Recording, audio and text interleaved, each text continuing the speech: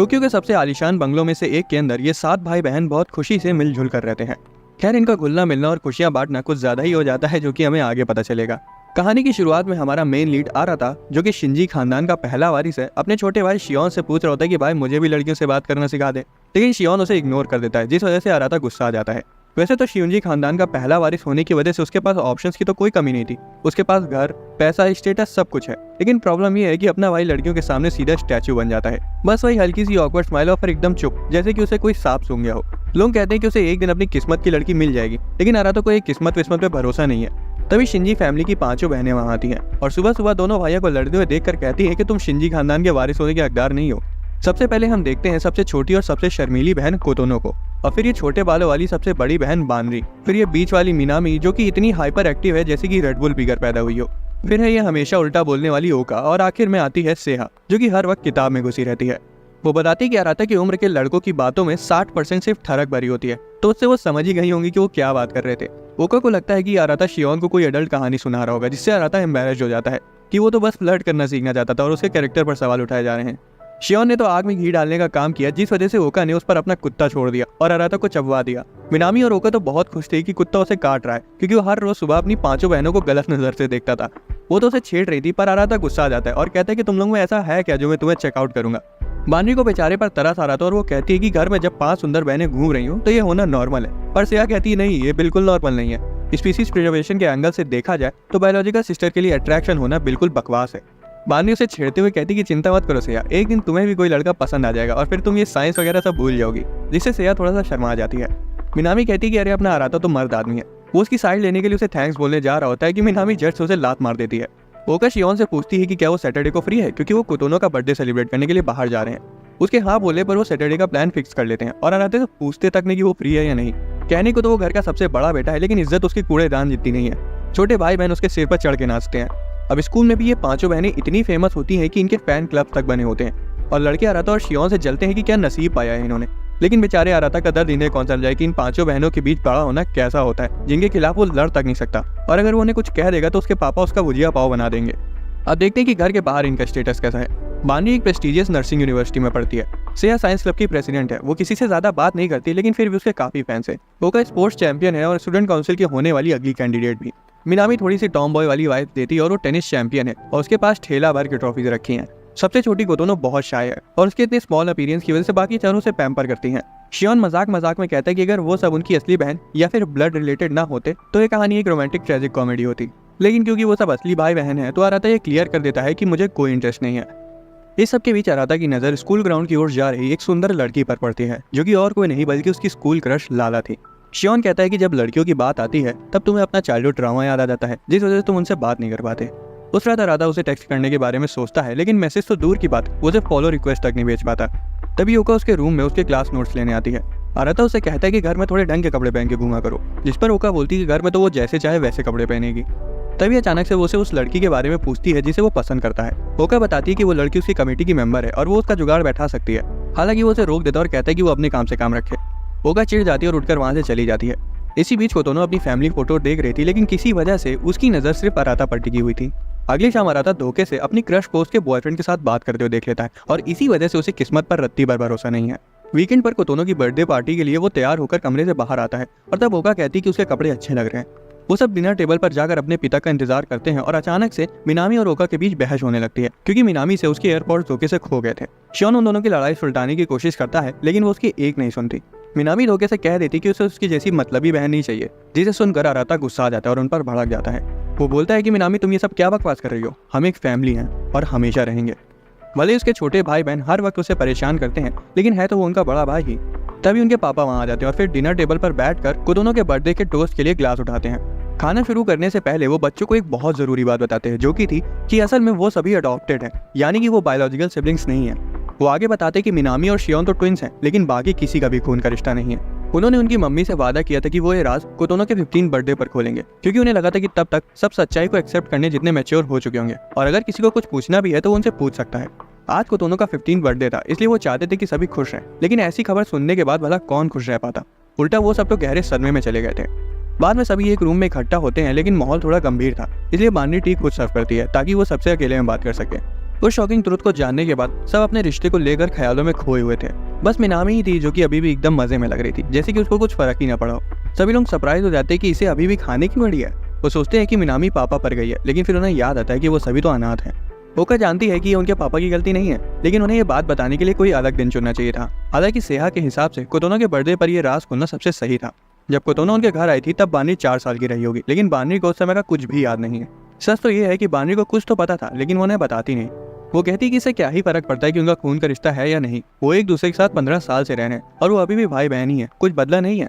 ये सुनने के बाद सब लोग अपने अपने रूम में जाने लगते हैं, लेकिन अराता और कोतोनो गहरी सोच में थे। रूम में अराता का दिमाग फट रहा था कि एक ही दिन में उसके साथ क्या क्या हो गया।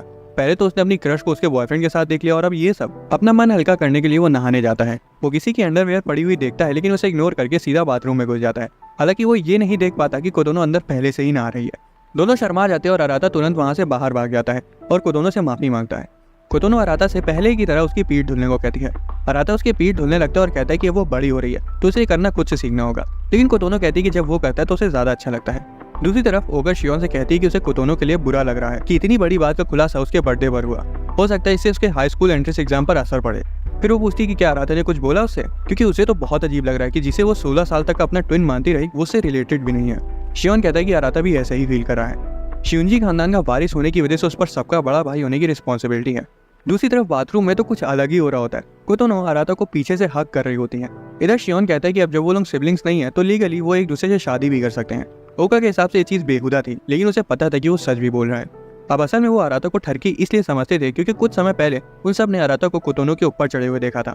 ओका शियोन से पूछती कि आखिर उस दिन हुआ क्या था, लेकिन वो बताने से मना कर देता है क्योंकि उसने अराता से वादा किया था कि वो उस बात को सीक्रेट रखेगा।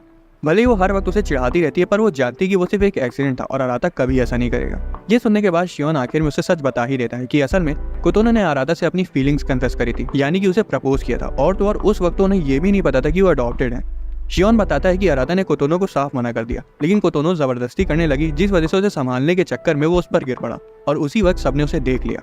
अराता नहीं चाहता था कि कोतोनो को सब गलत समझ ले, इसलिए उसने सारा ब्लेम अपने सिर ले लिया। हालांकि अब जब उन्हें पता चल गया है कि वो सभी अडॉप्टेड हैं तो चीजों को उल्टा मोड़ लेने में समय नहीं लगने वाला।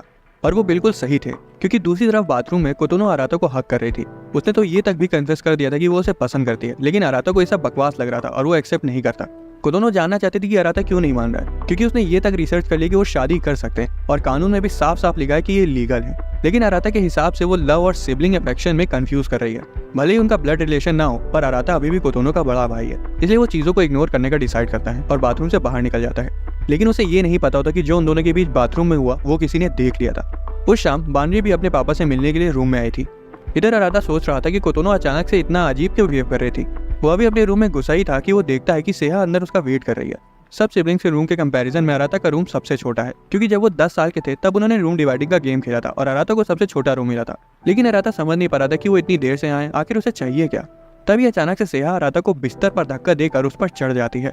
उसने अराता को कहा कि चुप रहो और फिर उसके करीब आने लगी, जिससे अराता को लगा कि सेहा भी कोतोनो की तरह सेम चीज कर रही है। वो कुछ बोल पाता उससे पहले ही सेहा बताती कि असल में उसने ये सिर्फ अराता की फिजियोलॉजी टेस्ट करने के लिए किया था, क्योंकि वही थी जिसने बाथरूम में कोतोनो और अराता को देखा था। वो नहाने वाली थी जब उसने दोनों को साथ में अंदर देखा और वो बाहर छिपकर उनकी बातें सुनने लगी। सेहा को पता था कि कोतोनो को अराता के लिए फीलिंग्स पहले से थी, लेकिन उसके हिसाब से भी वो लड़की अपने भाई के अफेक्शन को प्यार समझ रही थी और शायद ये जान करके उसका और अराता का खून का रिश्ता नहीं है, कोतोनो खुद को काबू नहीं कर पाई और अराता को कन्फेस कर दी। वो अराता की तारीफ करती है कि उसने सिचुएशन को एकदम परफेक्टली एक बड़े भाई की तरह संभाला, लेकिन उसे लगता है कि ये सब अगर ऐसे ही चलता रहा तो आगे बहुत बड़ी मुसीबत भी हो सकती है। इसलिए उसने डिसाइड किया कि वो अराता को एक बार टेस्ट करे कि क्या वो सच में अपनी बहनों में इंटरेस्टेड है या नहीं। और रिजल्ट ये था कि अराता बिल्कुल नॉर्मल है, ना तो उसे अराउजल हुआ और ना ही उसकी हार्ट बीट बढ़ी। सेहा ने एक्सप्लेन किया कि जापान में घर में शादी होना इसलिए बैन है क्योंकि यहाँ के रीति रिवाज इस चीज को मान्यता नहीं देते। साइंटिफिकली बोले तो अलग जीन्स के कॉम्बिनेशन से जो बच्चा होता है वो सेम जीन से कई गुना ज्यादा हेल्दी होता है। लेकिन अब जब मिनामी और शियोन को छोड़कर कोई भी ब्लड रिलेटेड नहीं है तो वो एक दूसरे से शादी कर सकते हैं। अराता कंफ्यूज रहता था कि ये पागल हो गई है क्या बकवास करे जा रही है तब से। सेहा ने कहा कि वो सिर्फ सच बोल रही है। अराता की दिल की धड़कन बिल्कुल नॉर्मल थी, इसलिए चिंता करने की कोई बात नहीं है। जाने से पहले सेहा ने अराता को बोला कि वो अभी भी उसकी बड़ी बहन है, इसलिए वो उसे एटलीस्ट सेहा चांग कहकर तो बुला ही सकता है, वो थोड़ा क्यूट लगता है। बाहर आने के बाद वो सोचती है जब उसने उसे सेड्यूस करने की कोशिश करी थी तब अराता तो बिल्कुल नॉर्मल था, लेकिन क्या उसकी खुद की हार्ट बीट नॉर्मल थी?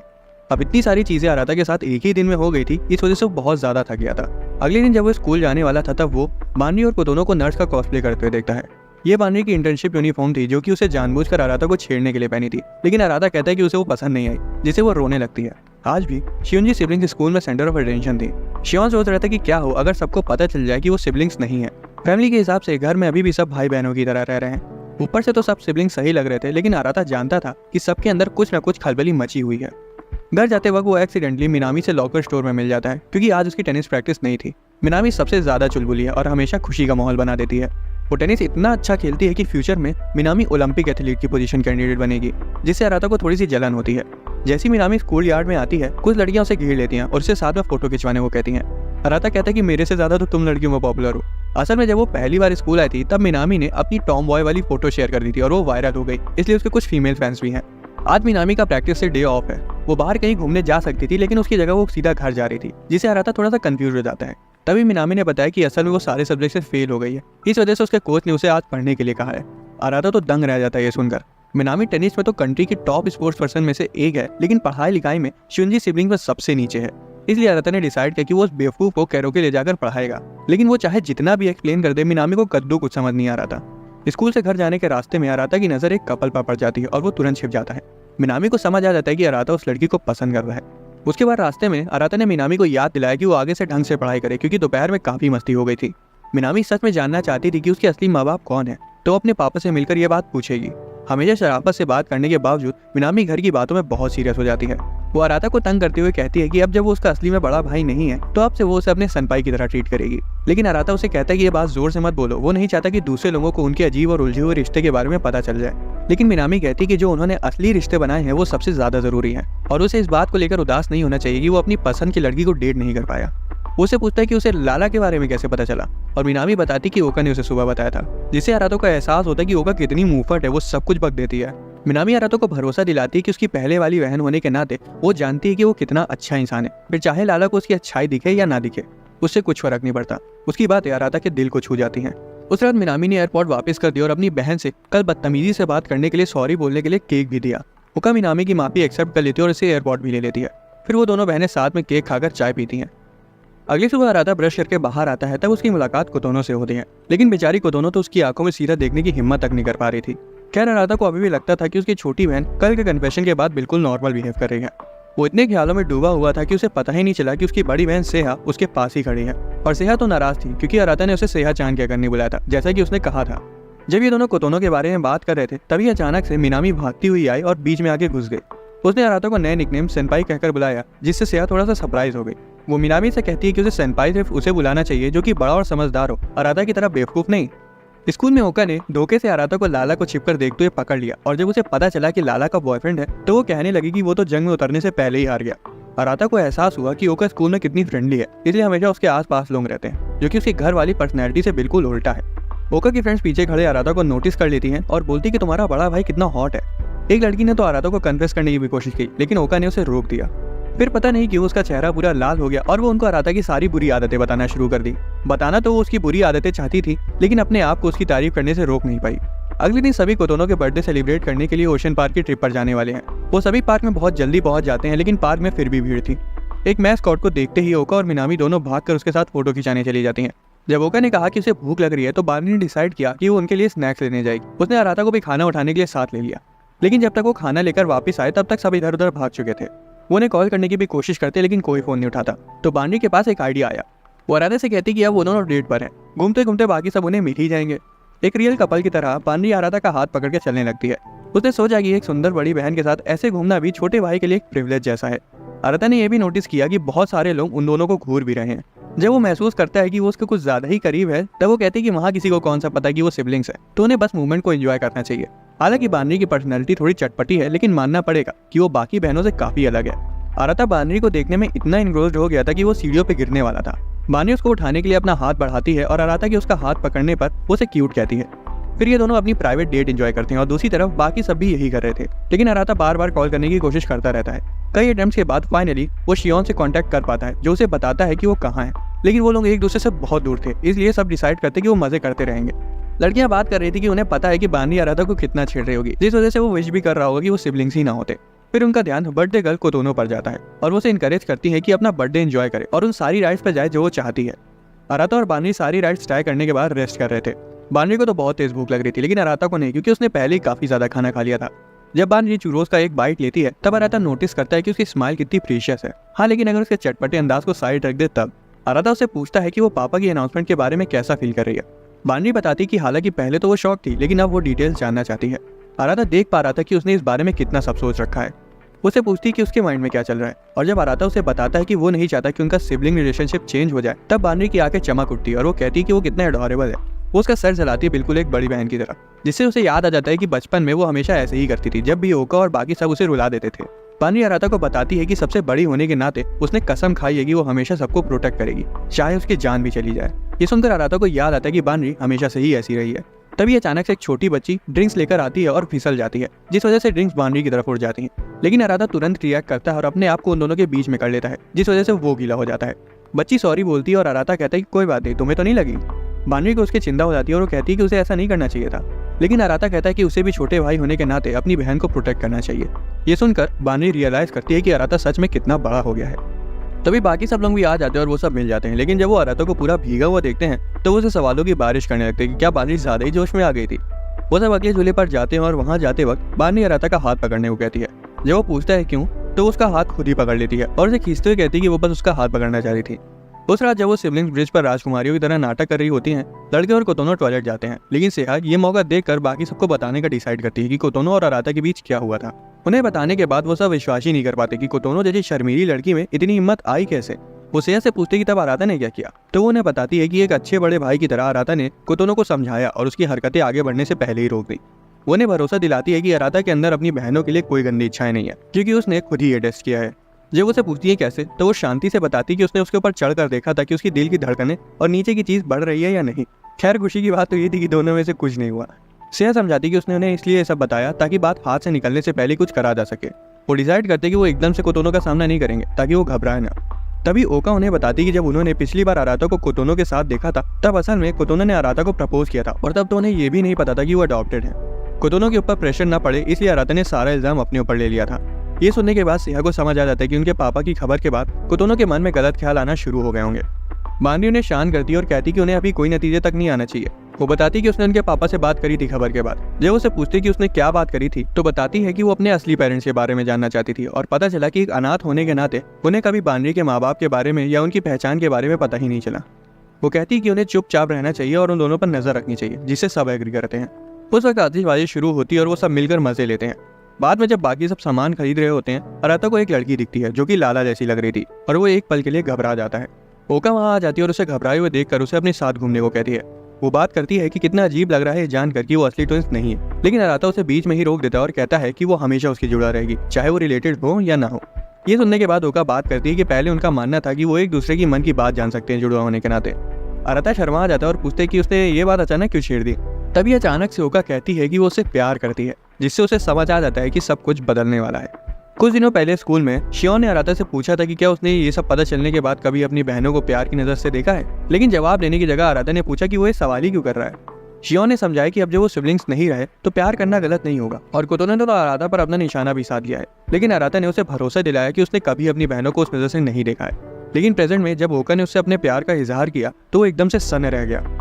हालांकि ओका अराता से कहती है कि वो सिर्फ उसे एक भाई के नाते प्यार करती है, जिससे अराता की टेंशन कम हो जाती है और उसे यकीन हो जाता है कि चाहे धरती उल्टी हो जाए या आसमान फट जाए, ओका से उसे प्यार मोहब्बत की कोई उम्मीद नहीं है। दूसरी तरफ अकेली वॉक पर निकली ओका उस बात को भूल नहीं पा रही थी जो उसने अभी अराता से कही, और उसे एहसास होता है कि जब सेहा ने बताया था कि कोतोनो ने अराता को कहा था कि वो उसे प्यार करती है, तो उसे कोतोनो से जलन हुई थी। अगली सुबह अराता घर के जिम में एक्सरसाइज कर रहा था जब मिनामी आ जाती है और उसको ज्वाइन करती है। मिनामी उसकी तारीफ करती है कि वो कभी ट्रेनिंग स्किप नहीं करता और उसे याद दिलाती है कि उनके पापा हमेशा अराता को हद से ज्यादा ट्रेन करते थे ताकि वो एक लीडर बन सके, लेकिन अराता को कभी भी समझ नहीं आया कि ये उसके दिमाग के लिए कैसे फायदेमंद था। अराता कहता है कि वो तो एक भी दिन की ट्रेनिंग मिस नहीं करती और उसे करनी भी नहीं चाहिए ताकि वो आगे जाकर ओलंपिक्स में खेल सके। ये सुनकर मिनामी थोड़ा सा शर्मा जाती है। असल में पिछली रात जब ओका ने अराता को प्रपोज किया था तब मिनामी वहीं थी और उसके तो होश उड़ गए थे जब उसने ओका को अराता से कहते हुए सुना कि वो उसे प्यार करती है, और तब से मिनामी सोच रही है कि वो अराता से इसके बारे में कैसे बात करे, क्योंकि वो इस उम्र में किसी के बच्चे की मौसी नहीं बनना चाहती। जब वो ये सब सोच रही होती है तो अराता उसे एक्सरसाइज पर ध्यान देने को कहता है।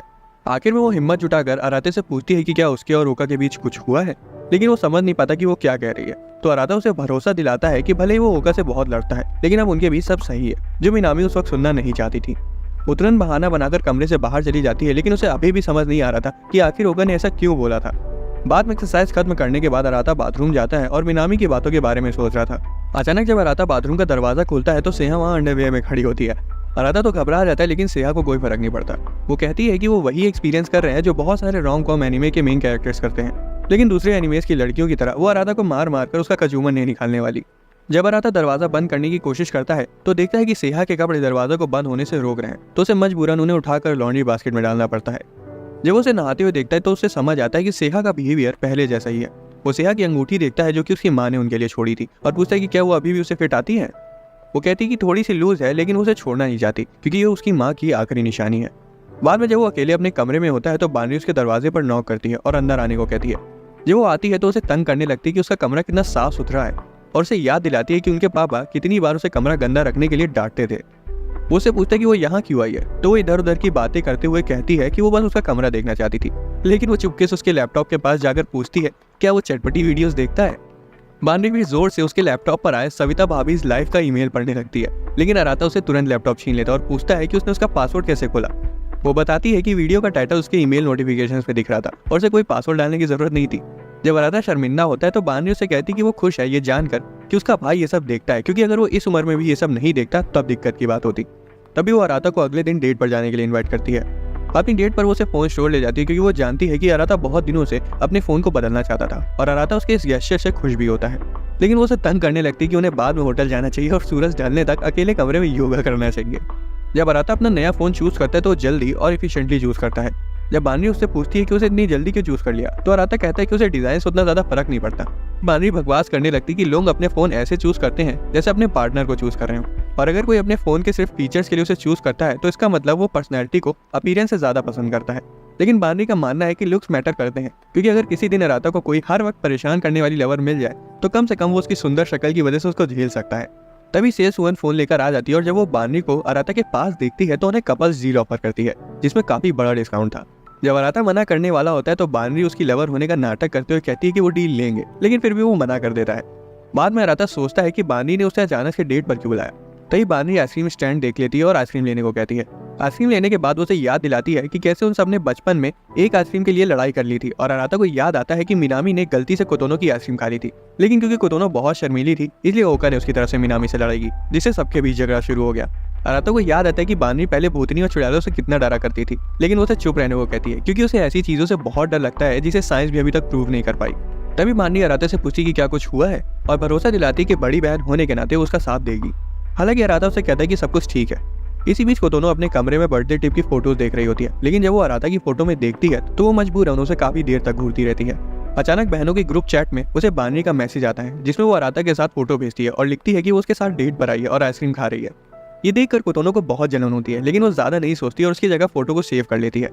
डेट के दौरान बानरी अराता से कहती कि वो डेट कंटिन्यू करना चाहती है, जिससे वो थोड़ा सा हैरान हो जाता है। लेकिन अचानक से वो अपने फोन पर कोई मैसेज को बहुत ध्यान से पढ़ती है और अराता को बताती है कि उसे तुरंत कहीं जाना है।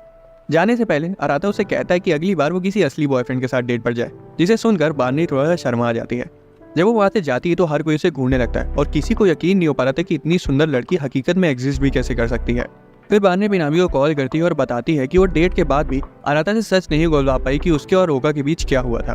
लेकिन मिनामी अभी भी ये मानने को तैयार नहीं थी कि उनके बीच कुछ नहीं हुआ, क्योंकि उसने अपने कानों से ओका का कन्फेशन सुना था। वो बानरी को मैसेज भेजती कि शायद उसने धोखे से गलत सुन लिया होगा। अचानक से वो देखती है कि उसने ये मैसेज सिस्टर्स की ग्रुप चैट में भेज दिया है, तो जल्दी से उस मैसेज को डिलीट कर देती है। तभी ओका बाथरूम में आ जाती है और कहती है कि अब उसकी बारी है नहाने की। पहले तो मिनामी नर्वस थी, लेकिन फिर शांत हो जाती है क्योंकि ओका ने मैसेज नहीं देखा था। लेकिन मिनामी को ये नहीं पता था कि कोतोनो ने मैसेज डिलीट होने से पहले ही देख लिया था और उसे यकीन नहीं हो पा रहा था कि अब उसकी एक लव राइवल भी है। बाद में जब वो सब डिनर कर रहे होते हैं तब अराता देखता है कि सेहा अपने ही ख्यालों में खोई हुई है, और ये आज से नहीं बल्कि काफी दिनों से अराता नोटिस कर रहा है। फिर वो उसे अकेले में मिलती है और पहले तो उसे इग्नोर करता है, लेकिन आखिर में पूछ ही लेता है कि क्या वो ठीक है। असल में सेहा को ट्विस्टर खेलना था, और जब अराता ने पूछा तो वो उसे अपने साथ खेलने ले जाती है।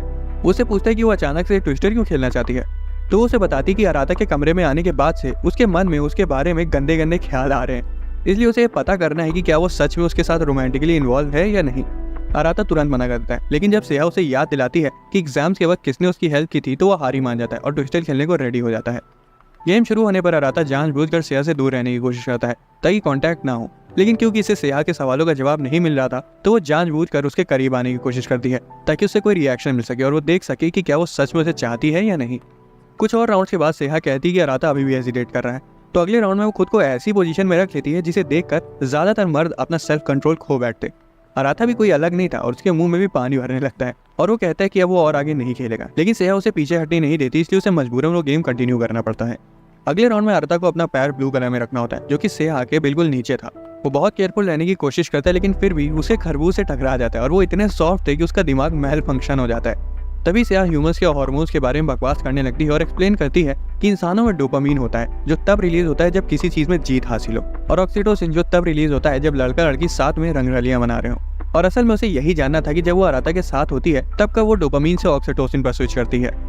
तभी वो एक अजीब सी पोजीशन में आ जाती है जिसे देखकर अराता सेल्फ कंट्रोल खोने ही वाला था, लेकिन अचानक से सेहा की स्ट्रेंथ खत्म हो जाती है और वो अराता के ऊपर गिर जाती है, ये कहते हुए कि उसके मसल्स ने जवाब दे दिया। अराता कहता है कि तुम उस पोजीशन में पीछे की तरफ कैसे गिर सकती हो। खैर सेहा को काफी रिलीफ महसूस होता है और वो अराता को बताती है कि गेम के दौरान उसे उसके लिए कोई भी गलत ख्याल नहीं आया, मतलब वो अपनी नॉर्मल लाइफ कंटिन्यू कर सकती है। सेहा जाने से पहले अराता को हेल्प के लिए थैंक्स बोलती है और अराता अभी तक प्रोसेस नहीं कर पा रहा था कि ये सब इतनी देर में उसके साथ क्या क्या हो गया। तभी ओका उसकी फ्रस्ट्रेशन सुनकर वहां आ जाती है और उसे अपने साथ गेम खेलने के लिए बुलाती है। अराता सोचता है कि ओका अचानक से उसके साथ अकेले गेम्स क्यों खेलने को कह रही है। उसे याद आता है कि पहले कैसे ओका हमेशा हारने पर उसकी गर्दन दबोच लेती थी, लेकिन जो चीज उसे ज्यादा बॉदर कर रही थी वो कल रात का कन्फेशन था। वो गेम खेलना शुरू करती है और ओका काफी एक्साइटमेंट से खेलती है जबकि अराता आराम से खेल रहा था। एक्साइटमेंट में वो उसके पास आ जाती है और अराता रियलाइज करता है कि उसे पता नहीं है कि वो उसके थोड़ा ज्यादा ही चिपकी है, लेकिन जब वो उसकी जेन्युइन स्माइल को देखता है तब उसे सिर्फ अपनी प्यारी छोटी बहन ही नजर आती है। पहले कुछ राउंड्स में ओका अराता को हरा देती है, लेकिन फिर अराता जोन में आ जाता है और उसे इतनी गंदी तरह से हराता है कि उसे एक पॉइंट भी नहीं मिलता। तभी वो कहती है कि उसे बाथरूम जाना है, लेकिन अचानक से वो उसके पीछे आ जाती है और पुराने दिनों की तरह उसे दबोच लेती है। अराता उसे छोड़ने के लिए भीख मांगता है कि वो और उसका इन गेम कैरेक्टर दोनों मर रहे हैं। उसे उसके चोक होल्ड से तो दिक्कत हो ही रही थी, लेकिन असल रीजन तो कुछ और ही था। ओका की हरकतों से तंग आकर वो अपनी पूरी ताकत यूज करता है और उल्टा उसे ही जमीन पर लेटा देता है, ये कहते हुए कि उसका दम घुट रहा था। लेकिन फिर उसे रियलाइज होता है कि वो किस पोजीशन में है और जब वो नीचे देखता है तो ओका उसे ऐसे घूर रही होती है जैसे कोई शिकार पकड़े जाने के बाद अपने शिकारी को देख रहा हो। वो कहती कि अब वो साफ साफ देख सकती कि अराता मर्द बन गया है। ओका इंपल्सिवली अराता का हाथ कस के पकड़ लेती है, लेकिन फिर वो जल्दी से रूम से चली जाती है। उसे रियलाइज होता है कि उसका अराता के अगेंस्ट कोई चांस नहीं है। अराता कंफ्यूज हो जाता है कि ये क्या हुआ और उसका मतलब क्या था जब उसने कहा कि मैं मर्द बन गया हूँ, और थकावट की वजह से वो सोने का डिसाइड करता है। लेकिन उन्हें ये नहीं पता था कि कोतोनो क्लोजेट में से उनकी सारी बातें सुन रही थी। अगले दिन सिबलिंग्स स्कूल में नॉर्मल दिन कंटिन्यू करते हैं और दिन के एंड में उनके पापा अराता को बातचीत के लिए बुलाते हैं। वो पहले पूछते कि क्या तुम सब उस अनाउंसमेंट के बाद ठीक हो, जिस पर अराता बताता है कि वो अनाउंसमेंट के बाद से थोड़ा ज्यादा ही एक्सप्रेसिव हो गए हैं। लेकिन अराता को तो तब हैरानी होती है जब उसके पापा उससे पूछते हैं कि क्या उसे कोई ऐसा मिला जिसे वो खास कह सके। इस दौरान लड़कियां एक रोमांटिक सीरीज देख रही होती हैं जहां लड़का अपनी क्रश को ब्रिज पर प्रपोज करता है। बानी को तो काफी रोमांटिक लगता है कि कोई इतनी प्यारी जगह में लव कन्फेस कर रहा है, लेकिन ओका कोई एकदम बकवास लगता है। जब वो सब ओका से पूछती है कि वो कैसा प्रपोजल चाहती है तो वो कहती है कि उसे किसी अमीर मर्द से महंगे रेस्टोरेंट में करोड़ों रुपयों के साथ प्रपोजल चाहिए। जब वो सेहा से पूछते तब वो बताती है कि उसे ऐसे किसी से शादी करनी है जिसे सब कुछ फिगर आउट कर लिया हो, कितने बच्चे होंगे से लेकर लाइफ टाइम के एक्सपेंसेस तक, सब कुछ। लेकिन मिनामी तो पूरा टॉपिक ही बदलती है और कहती है कि असल में ये मैटर नहीं करता कि जगह क्या है या सर्कमस्टेंसेस क्या है, इंपॉर्टेंट ये है कि कौन प्रपोज कर रहा है, जिससे सब एग्री करते हैं। रूम से वापस जाते वक्त कोतोनो अपनी इमोशंस पर कंट्रोल खो देती है और जब उसके इमोशंस का बांध टूट जाता है तो वो चिल्ला कर कहती है कि वो अराता से बहुत प्यार करती है। बानी उसे शांत करने की कोशिश करती है, ये समझाते हुए कि वो सब भी उसे भाई की तरह प्यार करती हैं, लेकिन कोतोनो फिर से क्लियर कर देती है कि वो अराता से प्यार करती है और उसे शादी करना चाहती है। जो कुछ भी उसने अब तक का देखा है उसके बाद वो डिक्लेयर करती है कि उसकी हर एक बहन उसकी राइवल है और वो उनसे हारने नहीं वाली। दूसरी तरफ अराता के पापा कहते हैं कि उन्हें चिंता है कि वो उनकी फैमिली का होने वाला वारिस है और उसका अभी भी कोई लव इंटरेस्ट नहीं है। अराता ऐसे ही क्यूरियोसिटी से पूछता है कि उन्होंने उनकी मम्मी को क्यों चूज किया था। वो बताते हैं कि उन्हें उनकी अंदर आत्मा से प्यार था। उनकी माँ बाहर और अंदर दोनों जगह से खूबसूरत थी, जिस वजह से वो उनके प्यार में पड़ गए। अराता पूछता है कि उनके पास उनकी सिर्फ एक ही फोटो क्यों है, तो उसके पापा बताते हैं कि सच में खूबसूरत लोग फोटोज में आना उतना पसंद नहीं करते। वो अराता से पूछती कि क्या उसे घर का 8वां कमरा याद है जहाँ कोई नहीं जाता। अराता बताता कि वो और दूसरे जिन्होंने अभी तक उस रूम के अंदर नहीं देखा है मानते हैं कि वो किसी दूसरी दुनिया में आने जाने का रास्ता है। परिवार का होने वाला वारिस के नाते अराता पापा को बताता है कि वो हमेशा अपने सिबलिंग्स को देखेगा और इंश्योर करेगा कि उनकी जिंदगी में कोई दिक्कत ना है। जब अराता चला जाता है तब पापा अपनी वाइफ की फोटो देखते हैं और मन ही मन बोलते हैं कि वो कितने प्राउड हैं कि उन्होंने अराता को अपने बेटे के रूप में अडॉप्ट किया। दोस्तों, अगर आपको एक्सप्लेनेशन पसंद आया तो वीडियो को लाइक और चैनल को सब्सक्राइब कर लेना। मिलते हैं अगली वीडियो में।